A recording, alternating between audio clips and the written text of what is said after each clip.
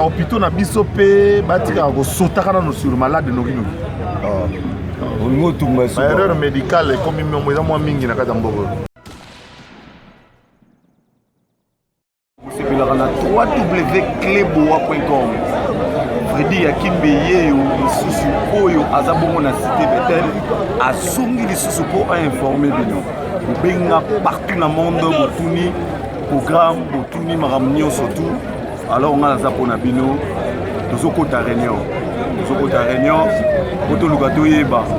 Soki kobima mokolo nini soki bakotsa bakotposa ngo wapi soki bakosala ndenge nini ba programme nyonso tout na opesa bino na suka. Mais merci na yo de la nation, merci na yo na Mima Wetu, merci na yo na Pichu Mangaya, grâce Teddy Kalaren, Julien R Kamel, Julie Mekaton, Ange Akimbe, Platini Chipamba et puis na yo pe lisusu to na mona mingi, ou na benga mingi, papi Dene.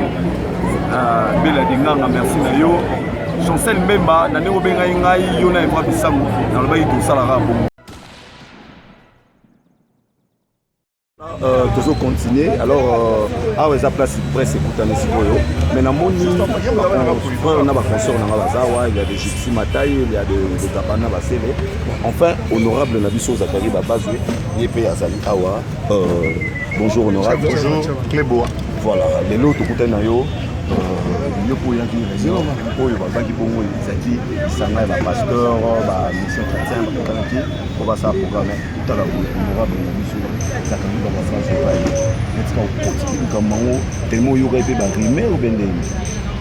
Bon, d'abord, on a parce que on a quinoa. On va faire ça quinoise, grande quinoise. Voilà. On a en tant que quinoa, on a eu au capot avec les lots de réunions, on peut ça ici. D'abord, les agents de l'hôtel en Mosika pour tourner.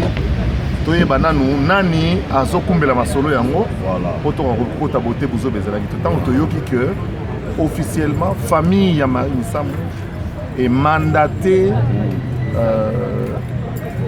association des musiciens chrétiens Congo ba konza makisolo oyo et que ba konzi mboka ba agréé que za bango ne ba konza makambo yango que ba confier organisation oyo biso to se soumettre na bango yango na bangi na yana koyoka so nini kolekela pe na zane sengo mingi ya komona que ba musicien chrétien ba telemi et que côté ba telemi c'est même qui mobimba. Voilà. Deuxièmement, naïe en tant que manager à Sœur Marie, je travaille avec Sœur Marie. Oui. Ben c'est un ami qui ça la production à Paris dans Selwana. Na côté la film les habits neufs du gouverneur ya Moïse Ngangura, comme na lia mbongo wana, na lia 30% ya kopa mbongo wana na Sœur Marie. Na mema na fête ya Claudia, 35e anniversaire à Claudia na Brazzaville, ben même ça très bien. Papa sa super yaki, après ça qui sont toute délégation à Congolais tout mboti. Nazalaki et puis na mema na Mbujimai, na ba master na Mbujimai, na compte à UGCC. Et puis là on avait un projet pour elle, nous avons des photos professionnelles, il y a moins une quarantaine de photos réalisées par un photographe belge, Alain Schwartz, dans le cadre de l'émission de notre programme de 1940. Donc à CPLI, Bilobi la grande des atros, surtout dans net, surtout on a je crois que on doit profiter. Sœur Marie vraiment mis souka. Elle va yemba. Il y a un bâtisse qui va profiter de n'importe quoi. Comment n'importe quoi. Elle était déjà hyper tendue. Moi je le savais. Elle est diabétique. Moi je le savais. Mais elle a eu écoutez la carte à prière parce que quand je l'ai eu la veille de sa mort, je cessais. Et puis là on avait un projet pour elle, nous avons des photos professionnelles, il y a moins une quarantaine de photos réalisées par un photographe belge, Alain Schwartz, dans le cadre de l'émission de notre programme de 1940. Donc à CPLI, Bilobi la grande des atros, surtout dans net, surtout on a je crois que on doit profiter. Sœur Marie vraiment mis souka. Elle va yemba.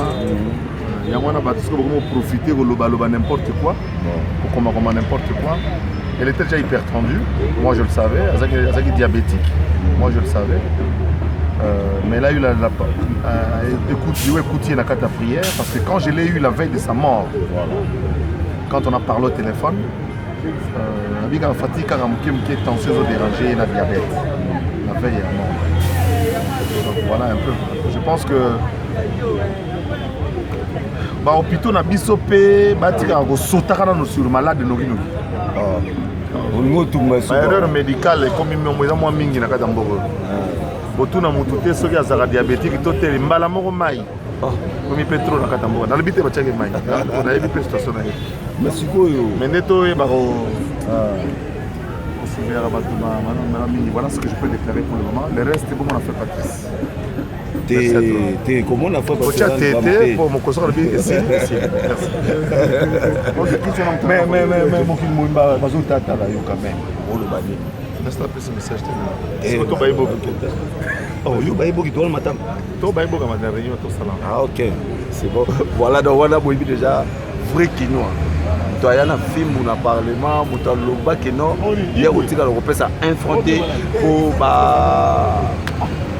voter. C'est-à-dire programme de GCBIMI, quand il y a le 28 janvier, exposant au stade de Marty, alors on va le 29. Dans la synapse de nos programmes, Zara, on a www.cleboa.com, merci Naomi Mawetou, Bela Gigi Daï. Bon, tu mélanges les arabes, c'est-à-dire qu'on a pas de jus na jus. Si vous avez un jus. Oh, oui, c'est chrétien donc jus. Sœur Nabiso, Nakata Mboka Salima Kamebele. Alors, c'est simple, mon thème malam n'est pas à assister. Donc, c'est dans le bon et dans le néant ma bête. C'est Maria Sangisa qui bat tout Nakata Mokili, il y a un biseau de yé. Donc, on a mis un sort de 5 bassales en merci Mingi. José, les lots monio awa, vous avez assisté à la réunion. Là, vous avez d'abord sango ya sœur Marie, il semble qu'elle a coupé. Et ça a été pas si macas. Vous avez dit na sœur Marie. C'était une sœur qui parlait bien avec tout le monde dans un c'est un mariage social, hein? C'est un mariage social macas. C'est un mariage qui peut être nani. C'est un mariage pour les gens qui moutent. Zaki na bolingo abatu. Donc, témoignage il y a malade mon gars pour garder la seule manière. Sikoyo, le temps que artistes chrétiennes, par rumeur ils ont circulé partout que sœur Marie Boye, ils ont senti en ligne. Non mais biso toi quoi mai na nzungu batie na moto. Bakoni wana eza maloba bato. Tango moto ezotokisa mai wana nde ezali musala nzambe moto osala ezali kwa oyo ezopousse biso mai etoka. Musala na nzambe so batongi yo te oza musala na nzambe ya malamu te. Bible elobi soki Yesu abinga nzeta mobesu basalinga bobongo bino nzeta kokauka. Donc comprenez que esengeli musala nzambe batongeka. Alors kotonga mpona biso ebangisa biso sute koma kosunga biso pote tosala so pembe na nzambe malamu toluka nzambe malamu mpe tosala nzambe bien. Eloko na koloba mpe kotonga nyonso eza nango ya solo te. Kotonga lokota mpe ezalaka nde sika bato babosana yango wana. Lelo nde tozali ya Marie akufi moto nyonso akocreye rubrike na ye akofonde mpe rubrike boye bato balandi ya makasi ya solo. Nde sikoyo na koloba nalingaki plus naloba te nga mais nazopesa juste kaka mo baprogramme soki na koloba naozela bakunda Marie tokundi Marie vendredi naosala bémission à cœur ouvert après vendredi.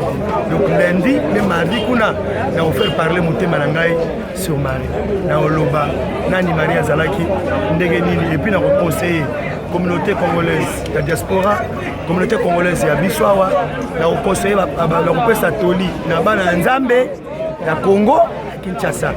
Vraiment et alors on sort le médiateur Marie s'est accueillie à Yesili à to salé au baluki na mabelo kwei nzambe a décidé pour la Marie et quand ce ko biso to raisonner tant to tia Marie musapi boye si akena ye biso tala o etika de tala biso est-ce que to bongami bien les questions c'est quand on met en ngwana tant aux autres pour la Marie est-ce que yoza déjà prêt donc pour ça la ngwana donc to éviter yo kuta kufi na retraite yo kufi la nini éviter donc c'est un peu belé oyo nzambe apamboli sœur na biso Marie ngala ne sengo na bana nzambe ya Congo Kinshasa vraiment.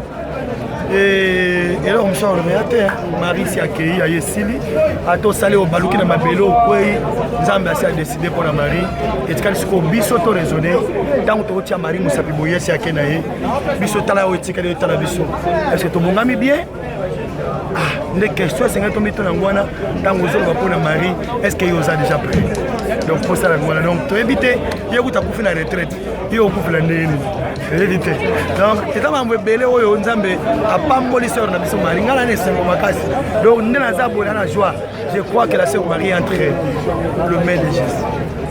Moi vocal muke pour la sœur Marie Missa. Bomo inangai ezinga mina baniage niage angonde ba problème nazomona malamute butu peli bosoe Yesu oza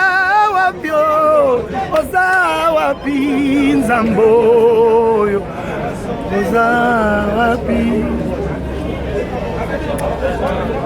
Ok, merci beaucoup. Ah, Marie Missambo. Ok, c'est bon. Merci. D'accord. Ouais.